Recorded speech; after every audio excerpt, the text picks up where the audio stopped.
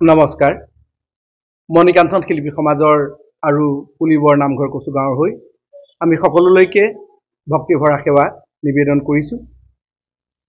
অহা 14, 15 আৰু 16 ফেব্ৰুৱাৰী তাৰিখে মণিকাঞ্চন শিল্পী সমাজৰ প্ৰতিষ্ঠা দিৱস অনুষ্ঠিত কৰা হ'ব।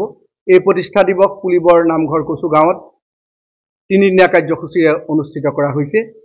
প্ৰথম দিনাৰ উষা কীৰ্তন, পতাকা উত্তোলন, বৃক্ষৰোপণ, স্মৃতি গ্ৰন্থকে প্ৰমুখকৈ বিভিন্নখিনি কাৰ্যসূচী আছে। আৰু বিশেষত দিনৰ 1 বজাৰ পৰা সদৌ অসম ভিত্তিত আমি দিহানাম প্ৰতিযোগিতা অনুষ্ঠিত কৰিছোঁ। দিহানাম প্ৰতিযোগিতাৰ পুৰস্কাৰ ক্ৰমে প্ৰথম 12,000, 8,000 আৰু 6,000। শ্ৰেষ্ঠ নামতি পুৰস্কাৰ আছে, শ্ৰেষ্ঠ খোলবাদক আৰু শ্ৰেষ্ঠ নাগাৰাবাদকৰ পুৰস্কাৰ আছে। লগতে সেইদিনাই আমি সন্ধ্যা 6 বজাত মণিকাঞ্চন শিল্পী বঁটা আৰু আনন্দ সিন্ধু উপাধি আমি প্ৰদান কৰিম। আৰু এইবাৰ পঞ্চম বাৰ্ষিক প্ৰতিষ্ঠা দিৱসত এই বঁটাভাগি আমি প্ৰদান কৰিম অসমৰ যশস্বী অভিনেতা, নেত্ৰকাখ্যাত শ্ৰদ্ধাৰ শ্ৰীযুত অৰুণ হাজৰিকা ডাঙৰীয়াক। আৰু জিলা ভিত্তিত মণিকাঞ্চন শিল্পী বঁটা প্ৰদান কৰিম যশস্বী লোকশিল্পী শ্ৰীযুত দুলুমণি বৰা ডাঙৰীয়াক।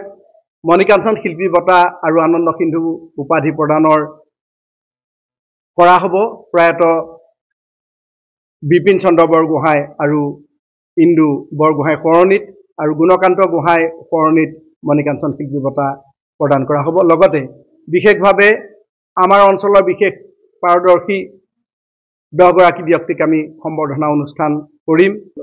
আমি সমাজকৰ্মী হিচাপে আমি আগবঢ়াম শ্ৰদ্ধাৰ শ্ৰীযুত লক্ষেশ্বৰ বৰা ডাঙৰীয়াক, নীলাধৰ চেতিয়া ডাঙৰীয়াক আমি লোকসংগীতৰ বিশেষকৈ মৃদংগ, নাম, পাঠ, আৰু তেখেত এগৰাকী শিক্ষাবিদ, তেখেতক আমি আগবঢ়াম। শ্ৰীযুত ৰাণাব মহন্ত ডাঙৰীয়াক আগবঢ়াব বিচাৰিছোঁ, তেখেতে আসন নিৰ্মাণ কৰে, এগৰাকী খনিকৰ। আমাৰ চিনাতলী অঞ্চলৰ শ্ৰদ্ধাৰ শ্ৰীযুত অনন্ত শইকীয়া ডাঙৰীয়াক আমি এই বঁটা প্ৰদান কৰিম এগৰাকী প্ৰকৃতিবিদ হিচাপে। শ্ৰদ্ধাৰ শ্ৰীযুত তৰুণ শইকীয়া ডাঙৰীয়াক ফৰকাটিঙৰ, তেখেতক আমি এগৰাকী দিহানামৰ শিল্পী হিচাপে আমি বঁটা প্ৰদান কৰিম।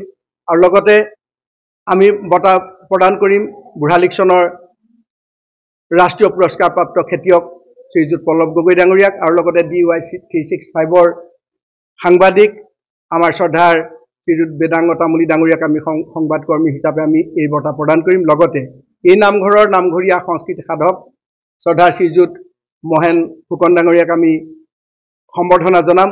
আৰু লগতে সাহিত্য চৰ্চাৰ অগ্ৰগণী ব্যক্তি শ্ৰদ্ধাৰ শ্ৰীযুত নিত্যানন্দ গগৈ ডাঙৰীয়াক আমি সাহিত্য চৰ্চাৰ কাৰণে তেখেতক এই বঁটা প্ৰদান কৰিম। আৰু লগতে একালৰ সুনাম থকা পুলিবৰৰে শ্ৰদ্ধাৰ শ্ৰীযুতা অমী সন্দিকৈ ডাঙৰীয়ানীক আমি বিহু শিল্পী, লোকশিল্পী হিচাপে আমি সম্বৰ্ধনা জ্ঞাপন কৰিব বিচাৰিছোঁ।